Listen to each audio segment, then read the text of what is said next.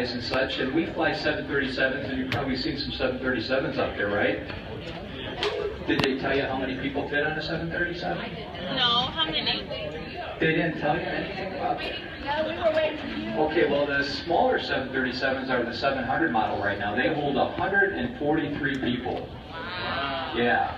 And the bigger 737s are the 800 models now, and they hold 175 of our precious passengers. Okay? Right.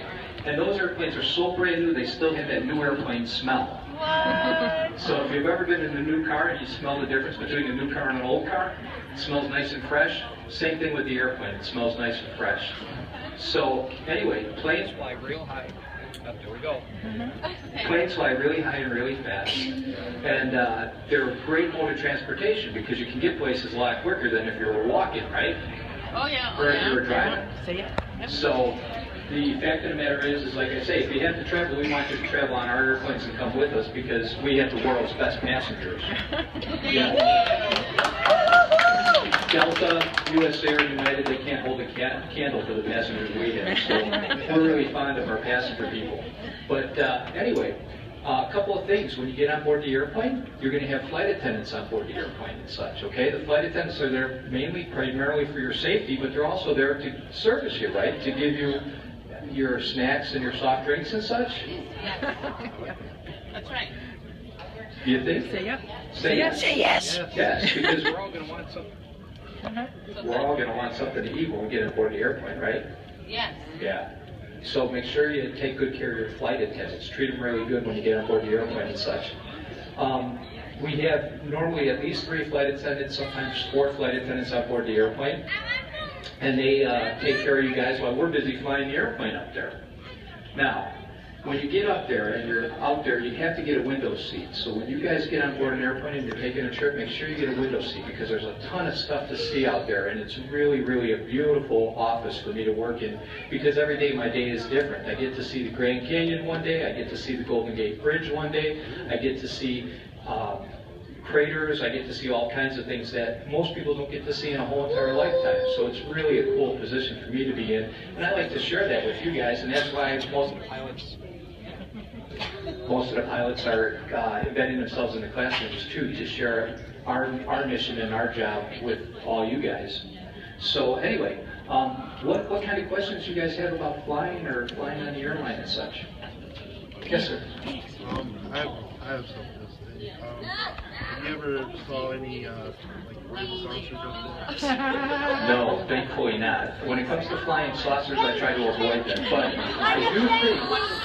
I do think that there's probably some type of life out there someplace, but I haven't seen it yet myself. So, like Good question. It's a very good question. But like I say, I'm excited to learn about new people and new things. So hopefully, maybe sometime before I leave the planet, I'll find some.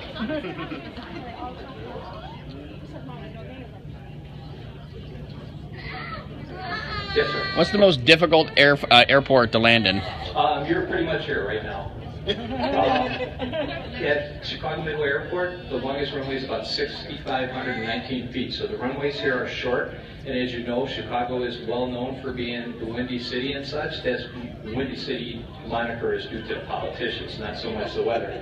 But the fact of the matter is it is windy here a lot. The runways are relatively short and such. So this takes a pretty good deal of concentration on the side of the pilot to make sure that he does it right each and every time he comes in. Shorter runways are more challenging than longer runways and such.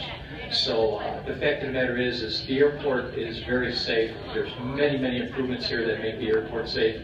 But like I say, Midway being a smaller, shorter runway type airport, it makes it a little more challenging. Yes, ma'am.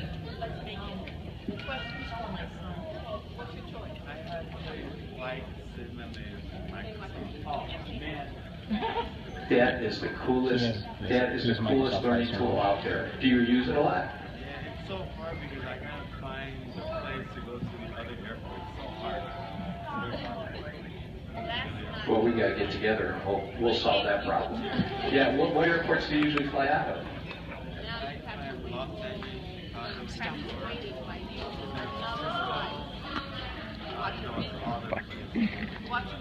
Yeah, Los Angeles, nice long runways. San Francisco, nice long runways. Those are good places to be flying into and out of. But just so you know, I don't know if you know this, Microsoft Flight Simulator, it's a nice software product. And do you have the joystick and everything? Okay, you do the keyboard? Very good. It's so hard to take off. I don't know when to take off. You What up? Oh, what kind of airplane are you flying? I'll tell you where to take off. the big one. Big ones? Get up to about 130, 140, and then start coming back on the yoke and such, and it'll fly right off the ground. Yeah, if you're flying like a smaller airplane, like a 172 or something, probably about 70-ish or so, that'll work really good for you. I'll remember that. Yeah, I know you will. I can tell. I recognize talent when I see it, and you're full of talent, so no problem at all. But just so you know, when I was teaching pilots how to fly, I would use Microsoft Flight Simulator as a learning tool for them because there's a lot of transference of knowledge by using that tool, and it relates to flying the real big airplanes. So it's a really, really dynamite program. That guy, Bill Gates, the founder of Microsoft, smart man, very brilliant man. What was the tool? Microsoft Flight Simulator. It's a computer. Yeah. Yeah, it's a computer game. It's only about $35 at Best Buy and stuff, you know. It's great. I used to have it. Yeah, see, everybody's got it, you know. San Diego is a pain. Okay, what other questions you guys have? What planes do you fly? Just Boeings. Boeing. Boeing. Remember Boeing? Okay. All 737 fleet makes it really easy. Because the goal at Southwest is to give the passengers the freedom to fly, to make flying affordable, right? So what we try to do is we try to take and we have one fleet, and we only fly one type of airplane. So if the airplane breaks, the mechanics know how to fix it like that because they've seen the problems before.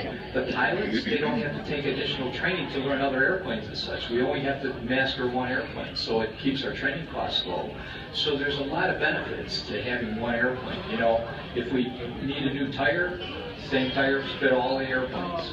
So it makes it really crazily simple, and it gives us a benefit over and above our competition. So that way we can kind of keep the ticket prices low to allow you guys to fly anywhere you want to go. But I mean, on the big deal, they use like about a 747 or something, like 787 or... No, nor do I want to. On the weekend, I'd like to do things like this and interact with people like you. Okay. Yes, ma'am. You know, I don't know if they have a plane for us or not. The planes are busy flying, taking people to where they want to go.